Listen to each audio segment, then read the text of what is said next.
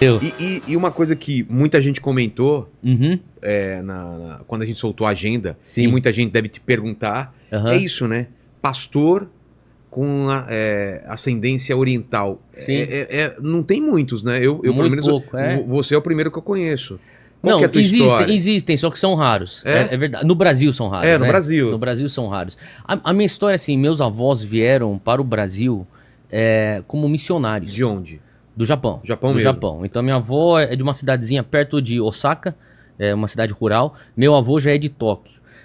Os dois se encontraram na igreja, na juventude, casaram lá no Japão. Igreja o quê? Evangélica? Evangélica no Japão. E assim, lá no Japão praticamente não tem evangélica. É isso que eu achei estranho. Exato.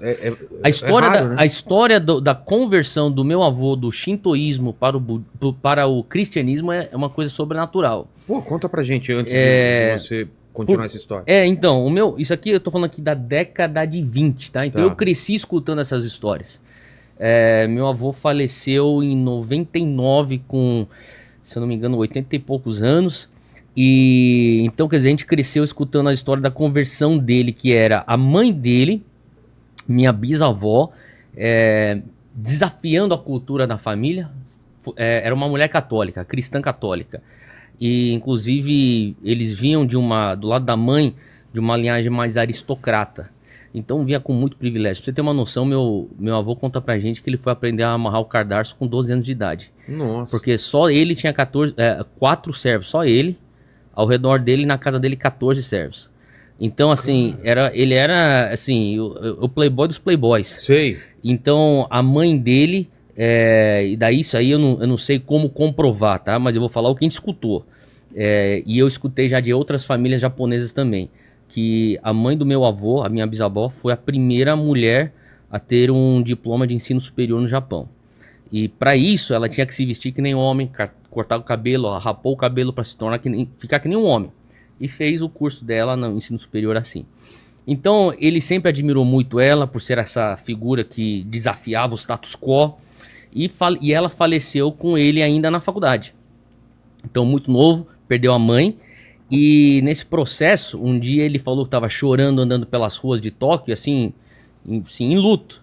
E ele abre o olho assim e vê na frente dele, assim, como se fosse uma visão aberta, né, da mãe dele. Mas parecia que era um rosto meio que de anjo. Sim. Tudo de anjo, mas flutuando assim, ó, levitando assim em cima dele, na frente dele. Daí ele sai gritando, Okasa, que é mãe em japonês. E sai correndo atrás dela. E esse negócio parecia que parece um fantasma, um vulto assim, ele ia mexendo. E ele correu uma rua inteira, virou quarteirão, foi pra outra rua. Então, quer dizer, ele ficou correndo atrás. Até essa imagem virar uma esquina e desaparecer. Quando virou a esquina e desapareceu, ele se encontrava numa praça pública.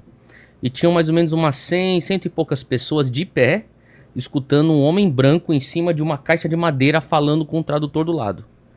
Era um missionário cristão, metodista, britânico. Nossa. O cara era da Inglaterra, falando, e ele parou para escutar.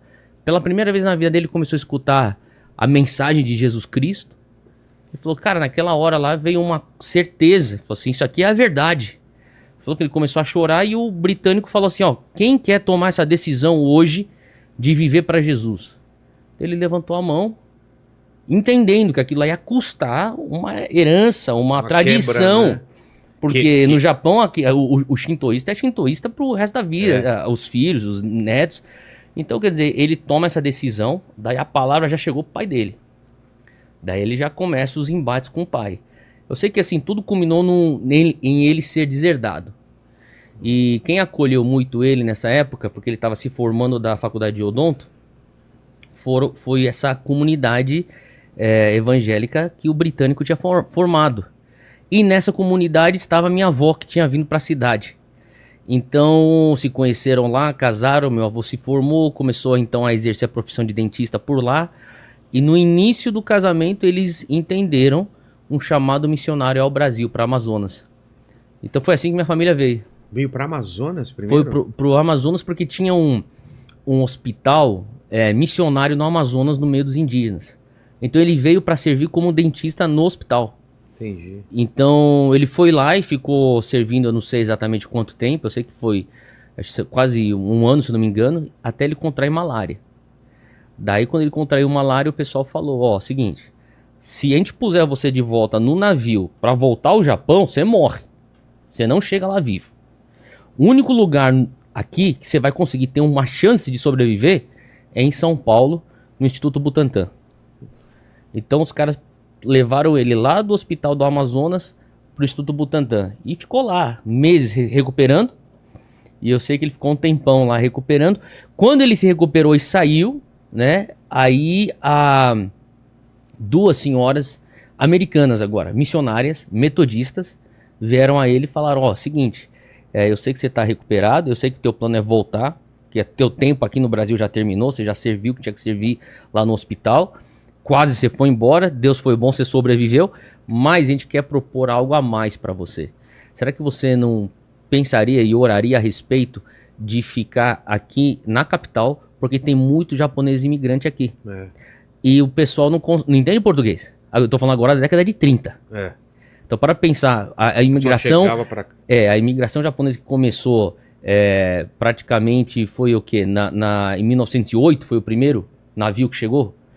Então, até a década de 30 tava cheio de japonês. E o pessoal não tinha ainda aquela coisa do traquejo da língua, da cultura. Hoje eu sou a terceira geração. Né? Então, assim, você vai ficando cada vez mais brasileiro. Mas eles falaram, a gente precisa de igrejas japonesas. Então foi assim que minha família ficou aqui no Brasil e não voltou. Então a gente tá aqui pra... Minha mãe cresceu na igreja, eu cresci na igreja. Foi isso. Só que a igreja que eu cresci era japonesa. Pra você ter uma noção, tinha o culto em japonês e o culto em português. Um depois do outro? Ou falava um, falava outro? Não, um depois do outro. Ah, é? Daí no português iam o pessoal que já nasceu no Brasil, né? Entendi. Daí no japonês é o pessoal que até hoje não aprendeu português. Os mais velhinhos.